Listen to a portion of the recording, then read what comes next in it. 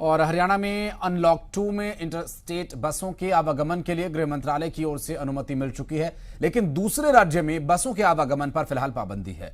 हरियाणा के परिवहन मंत्री मूलचंद शर्मा के मुताबिक दूसरे राज्यों में बसें चलाने के लिए कई राज्यों से बातचीत की जा रही है। परिवहन मंत्री से खास बातचीत की मेरे संवाददाता राजन शर्मा ने। आप डालिए इस रिपोर्ट पर नजर। मुझे दीजिए इजाजत। नमस्कार। अनलॉक 2 के लिए एमएचए की नई गाइडलाइंस आ चुकी है और उसके अंतर्गत कंटेनमेंट जोन को छोड़कर केवल स्कूल, कॉलेज, जिम ऐसी एक्टिविटी को छोड़कर सभी चीज़ें धीरे धीरे खोल दी जाएंगी। तो क्या हरियाणा रोडवेज के पहिए अब राज्यों के बाहर भी जाएंगे, और जाएंगे तो कब तक जाएंगे और किस तरीके से जाएंगे, इन सब से बात करने के लिए हमारे साथ ट्रांसपोर्ट मिनिस्टर हैं मूलचंद शर्मा जी।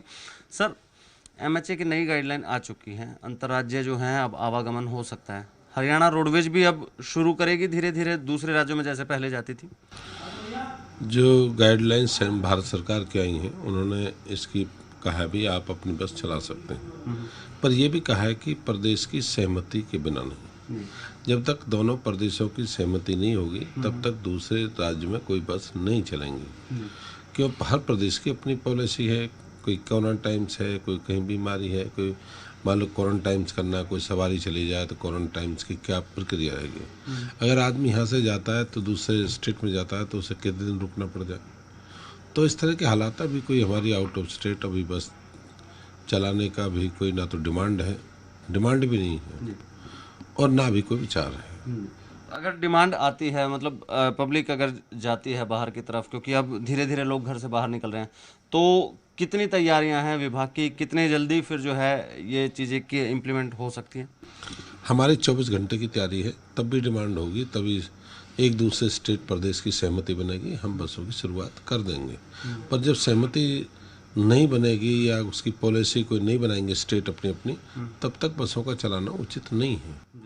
बात की जा रही है राज्यों से, कोऑर्डिनेशन जो है वो करने की कोशिश की जा रही है। हाँ, हमारे अधिकारी आपस में बात में लगे हुए हैं। उनका भी नुकसान है ना। अगर कोई उत्तर प्रदेश से आता है, उत्तराखंड से आता है या अपना JNK से, पंजाब से आए, तो उनका भी नुकसान है।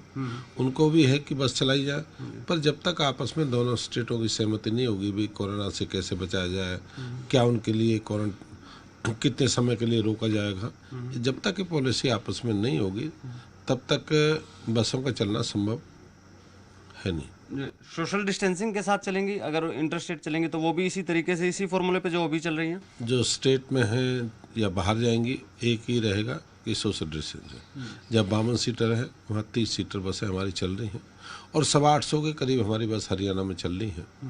और धीरे धीरे प्रदेश में जो डिमांड बढ़ रही है, धीरे धीरे हम बसों को रोज़ बढ़ा रहे हैं। कभी 850 होगी, 850 के करीब है।